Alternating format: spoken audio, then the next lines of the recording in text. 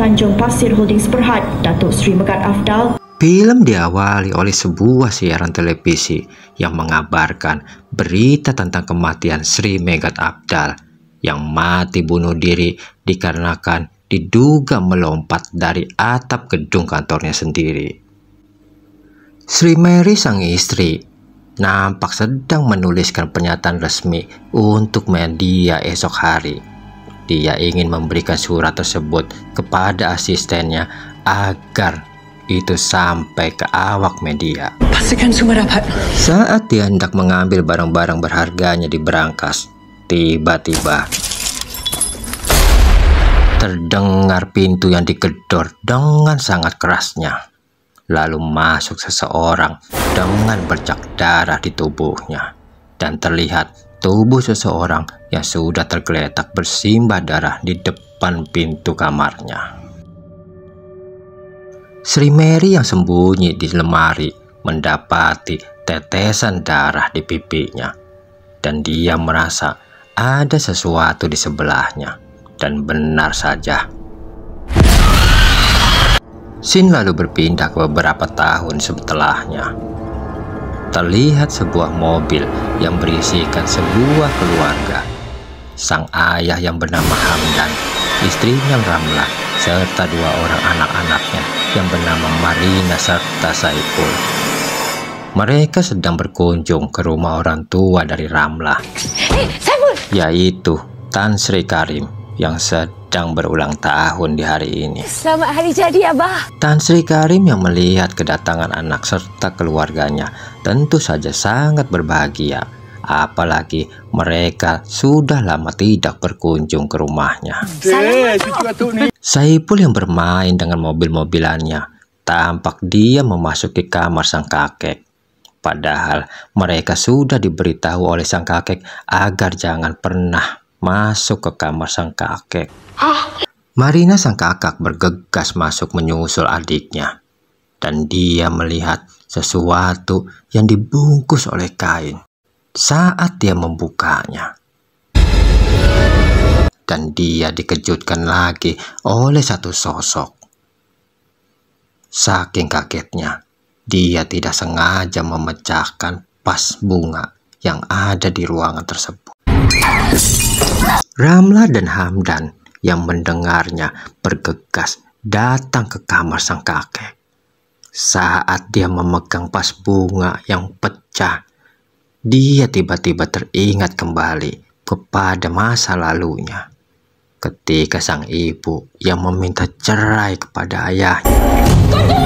Sang kakek yang tiba-tiba masuk tampak sangat bersedih melihat vas bunga kesayangan istrinya pecah. Ketika selesai makan malam, Saipul meminta sang kakek untuk menyanyikan sebuah lagu untuknya. Sang kakek yang ingin menyenangkan cucunya memainkan sebuah lagu yang sering dinyanyikan oleh nenek mereka. Boleh tak tolong mainkan satu lagu untuk Saiful? Mendengar lagu tersebut, Ramlah teringat kembali pertengkaran orang tuanya, dan ketika dia masih kecil, dia ditinggalkan oleh sang ibu. Ma, dah tinggalkan kita. Ramlah sampai saat ini belum bisa menerima bahwa ibunya pergi begitu saja meninggalkan mereka, dan dia belum bisa memaafkannya. Esok harinya, mereka tampak pergi berlibur ke pantai. Sang kakek nampak sedang menasihati Ramlah bahwa membenci itu mudah, tapi memaafkan itulah yang sulit. Dan tampaknya sang ayah sudah memaafkan istrinya. Untuk kita membenci seseorang itu amat mudah, Ra. Hamdan yang mendapat telepon dari temannya, dia sedikit pergi menjauh dari Saipul. Tiba-tiba terdengar teriakan Marina. Saipul yang sedang melihat dengan teropongnya mendapati sebuah tangan di depan teropongnya. Dan pada saat itu juga dia nampak sudah berdiri di tebing yang sangat tinggi. Ramlah beserta sang kakek yang mendengar teriakan Marina tiba di lokasi, dan terlihat Marina dengan darah di muka serta bajunya terlihat oleh Ramlah di sekeliling sang anak, burung-burung yang mati. Sang ayah yang tiba-tiba saja limpung, dan Ramlah yang melihat Saipul berdiri di tebing segera berlari ke arahnya. Hamdan yang mendengar teriakan Ramlah bergegas ikut berlari. Saat itu Ramlah melihat di belakang Saipul ada satu sosok yang berpakaian hitam. Lalu mereka menghilang. Terlihat pihak keamanan yang sedang menginvestigasi perihal hilangnya Saipul. Macam ni. Ramlah yang menunggu Saipul pulang tiba-tiba dikagetkan oleh sebuah suara keras di belakang. Dan ketika dia dekati, tampak sebuah bayangan yang berkelebat. Lampu yang mati, piano yang berbunyi sendiri, dan saat dia mencoba untuk mematikan lampu hias, tiba-tiba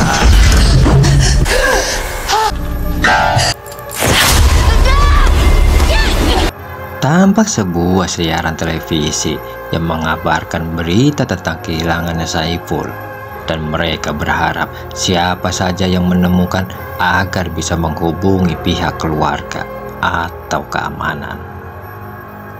Terlihat Tan Sri Karim yang berbaring lemah di rumah sakit, dan dokter menanyakan kepada Ramlah, sudah berapa lama sang ayah menderita sakit anemia? Dah berapa lama? Karena sel darah merahnya sedikit sekali, sehingga banyak organ dalamnya juga sudah rusak. Pak Saleh yang baru saja masuk langsung ditanya oleh Ramlah perihal kondisi sang ayah. Akan tetapi Pak Saleh mengatakan kalau selama ini sang ayah baik-baik saja.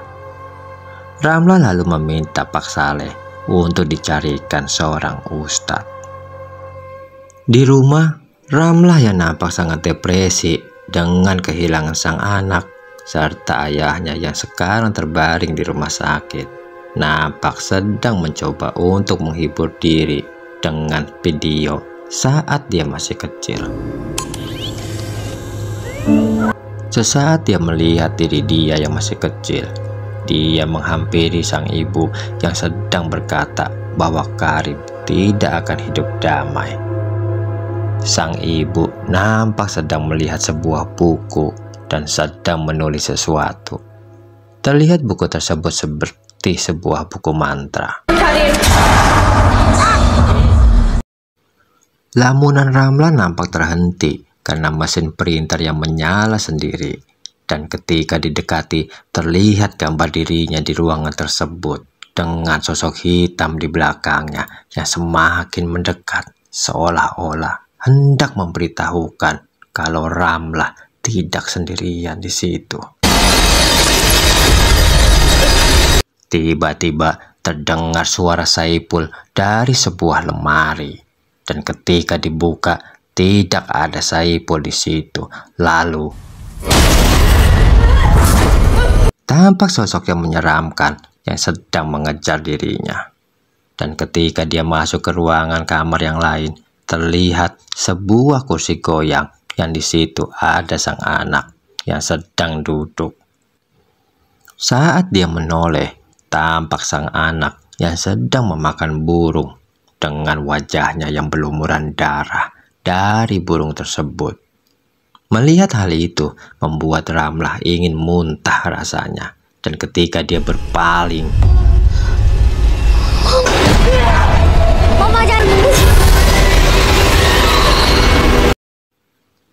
terlihat Marina coba untuk menenangkan sang ibu. Keesokan harinya, Ramlah yang meminta Pak Saleh untuk membawakan ustadz, malah didatangkan seorang dukun. Marina yang datang ke situ langsung disuruh kembali oleh sang ibu. Terlihat Ceya, nama dari sang dukun, yang mulai melakukan ritual. Sampai pada akhirnya Ceya tampak kesurupan. Marina sang anak menjerit ketakutan melihat pemandangan yang mengerikan di depan matanya. Dan jerit itu rupanya terdengar oleh semua yang sedang berada di situ, termasuk C. Marina! Mungkin dia mau memakan juga Marina, sehingga dia coba untuk mengejar Marina. Ramlah yang melihatnya bergegas mengejar Ceya yang kesurupan, dan dia mendorongnya hingga Ceya terjatuh. Saat itu juga terdengar dari mulutnya Ceya suaranya Saiful yang meminta tolong kepada Ramlah. Saat mereka sedang berpelukan, terdengar suara ibunya Ramlah yang berkata, "Biarkan aku ibumu yang merawat Saiful." Ceya lalu terjatuh lemas. Biar Mak saja yang jaga Saiful. Mendapati hal itu, Ramlah lalu berpikir bahwa sang ibu sudah lama mati karena rohnya tadi yang bicara kepadanya. Pada saat kembali ke rumah, dia lalu menyetel ulang video yang kemarin dia tonton, dan betapa sangat terkejutnya dia melihat kalung dari sang ibu. Itu adalah kalung yang sama yang dia lihat pada waktu penampakan kemarin. Bergegas Ramlah datang ke rumah sakit, dan dia bicara kepada sang ayah dengan foto-foto yang berisi buku mantra yang pernah dilihat oleh sang ibu. Dia berkata, ibunya lah yang telah menculik anaknya, Saiful. Ramlah tahu siapa culik Saiful. Belum habis kata-katanya, Hamdan tiba-tiba saja masuk dan langsung mengajak Ramlah untuk keluar. Melihat ekspresinya Hamdan, Ramlah tahu kalau suaminya tidak percaya dengan tahayul, dan dia berniat akan mencari Saiful sendiri. Saat mereka sedang bertengkar, sang ayah terlihat didatangi sosok hantu, dan terlihat dari mata serta telinga Tan Sri keluar darah yang sangat banyak. Lalu terlihat sang ayah yang sudah terjatuh di lantai, dan dia sudah tewas. Pada malam harinya, terlihat para tetangga sanak famili yang datang membacakan doa untuk jenazah. Saat waktu sudah menunjukkan jam 3 pagi, dan ketika Ramlah sedang membacakan Yasin di hadapan jenazah, terdengar suara piano yang berbunyi. Saat didekati, tiba-tiba pada saat lampu mati, terlihat satu sosok seperti Saiful yang sedang berlari. Dan saat dia melangkah, betapa terkejutnya dia melihat sosok yang sangat menyeramkan di depannya. Esok harinya, jenazah sang ayah baru dimakamkan. Sin berpindah ke tepi pantai. Tampak mereka menemukan baju yang dipakai Saiful sewaktu dia menghilang. Kembali ke rumah, kali ini Marina lah yang diganggu oleh hantu penghuni rumah. Sang ibu yang melihat Marina tampak ketakutan dan tidak bisa bergerak, dia mencoba melihat ke arah Marina. Lihat, tiba-tiba Marina menjerit dan seperti ada yang menarik kakinya masuk ke dalam kamar. Ramlah melihat Marina sedang ditenggelamkan di bathtub oleh sosok hantu. Dan saat dia mencoba untuk menolongnya, tiba-tiba Hamdan masuk dan melihat Ramlah tampak sedang membenamkan kepalanya Marina, sang anak, ke bathtub. Mereka lalu bertengkar dan turun ke bawah. Terlihat para polisi yang membawa baju Saiful yang telah ditemukan di TKP. Hamdan yang marah melihat kelakuannya Ramlah seperti orang gila, bergegas membawa Marina jalan dengan mobilnya. Ramlah yang terduduk lesu, tiba-tiba mendengar suara Saiful memanggil namanya. Dia lalu bergegas mencari asal suara. Tapi ketika tembok tersebut dihancurkan, Ramlah tidak menemukan sesuatu. Saat dia mulai putus asa dengan semua yang terjadi, saat itulah dia yang memukul-mukulkan tangannya ke dinding kayu. Dia mendengar seperti terdapat dinding kosong di belakangnya. Dia lalu mencari-cari kunci yang pas untuk ruangan tersebut. Scene lalu berpindah kepada Hamdan dan Marina, dan betapa terkejutnya Hamdan mendengar apa yang dikatakan oleh Marina, bahwa ibunya tidaklah sakit, dan dia juga melihat setan itu di rumah kakeknya. Ina pun nampak. Sementara itu, Ramlah yang sedang memeriksa ruangan tersebut mendapati sosok mayat yang menggunakan kalung. Sepertinya itu adalah mayat dari ibunya. Ramlah juga mendapati sebuah surat kabar tentang kematian Sri Megat Abdal serta hilangnya istrinya Sri Mary Abdullah dan ayahnya Tan Sri Abdul yang menggantikan Sri Megat menjadi ketua. Tiba-tiba terlihat mayat sang ibu yang menghampirinya, lalu dia seperti dibawa kepada masa lalu orang tuanya. Dia diperlihatkan bahwa sang ayahlah yang menganut ilmu hitam. Dialah yang sudah membunuh sang ibu serta Sri Abdal dan Sri Mary. Sang ayah akan tetap punya kuasa, akan tetapi dia harus mewariskan sang iblis kepada keturunannya. Ketika Ramlah sadar, dia tahu kalau semua itu adalah ulahnya sang iblis yang dipelihara oleh sang ayah. Pada keturunan kau. Dan dia akhirnya memahami kalau sang iblis sedang membutuhkan tuan yang baru. Lalu dia melihat Saiful anaknya. Dan dengan suara keras dia berteriak menyebut nama sang Ketika Hamdan dan Marina yang kembali ke rumah itu mendapati sosok Saiful dan ibunya berada di ruangan atas. Ramlah yang tidak sepenuhnya bisa dirasuki oleh sang iblis, kesadarannya masih ada. Sambil menahan sang iblis yang mencoba untuk menguasai tubuhnya, dia lalu membaca ayat kursi untuk mengeluarkan sang iblis. Hamdan dengan bergegas membawa keluarganya, tapi tiba-tiba pintu gerbang menutup sendiri.